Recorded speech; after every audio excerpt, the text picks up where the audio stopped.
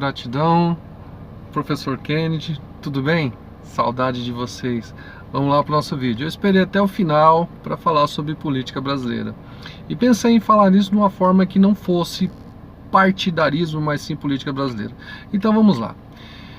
Existiu um homem chamado Napoleão Bonaparte, que na sua época foi o homem mais poderoso desse planeta. E ele decidiu enforcar uma família, que é a família de Dom João, em Portugal. Essa família fugiu para sua colônia, Brasil.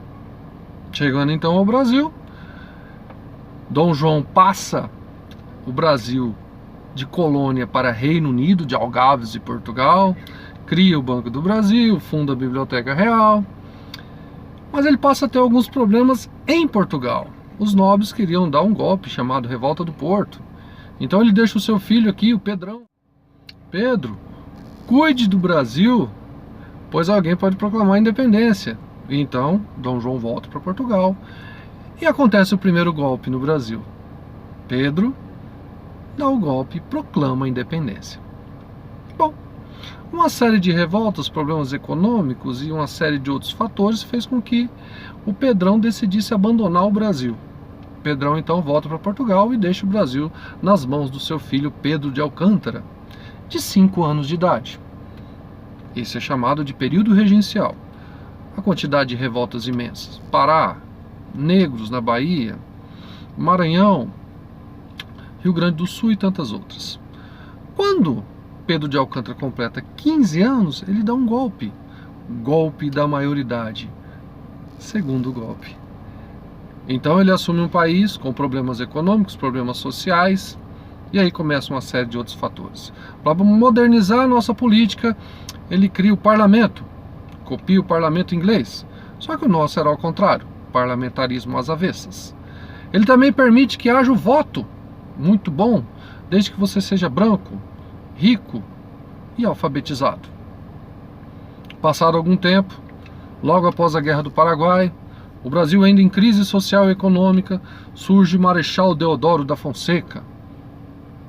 E através de um golpe, ele proclama a República. Terceiro golpe. Agora com a República a gente tem um outro problema. O voto de cabresto. O voto era aberto. Então os coronéis do café e do açúcar obrigavam os funcionários a votarem quem eles queriam. Do contrário, cacete. Foi então dois estados muito poderosos, Minas Gerais e São Paulo. Política café com leite. Mas ainda assim a mulher não votava. Ainda assim nós tínhamos problemas eleitorais. E passado algumas décadas, vem um cara chamado Getúlio Vargas. Getúlio Vargas, do Partido Liberal do Rio Grande do Sul, perde as eleições. Mais uma possível guerra civil que se aproximava fez com que os militares dessem um golpe. Getúlio Vargas assume o poder. Golpe. Passado décadas, ditadura do Estado Novo, governos populistas, e aí os militares mais uma vez tomam a frente do Brasil. Golpe de 60 ou de 64. Os militares tomam o poder. Golpe. E hoje? Como falar de política hoje? O porquê desse vídeo? Essa é a nossa herança política. Em algum momento vocês viram eu falar em educação? Não. Os políticos conseguiram o que queriam. O brasileiro não quer falar sobre educação. Eu tenho a solução para a política brasileira, é bem simples. Todo político seja obrigado, ele e sua família, a usar tudo que é público. Escolas, hospitais, postos de saúde. Resolveria o problema da política no Brasil. E quando você for votar novamente, pense no seguinte: existe uma diferença imensa entre o político e o administrador de recursos públicos. Acabou as eleições, ele é um administrador de recursos públicos. Então quando você for votar, pense: eu tenho coragem de dar o meu salário nas mãos dessa pessoa para que ela administre para mim?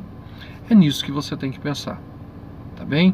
Professor Kenny, psicopedagogo, coach e palestrante. Gratidão.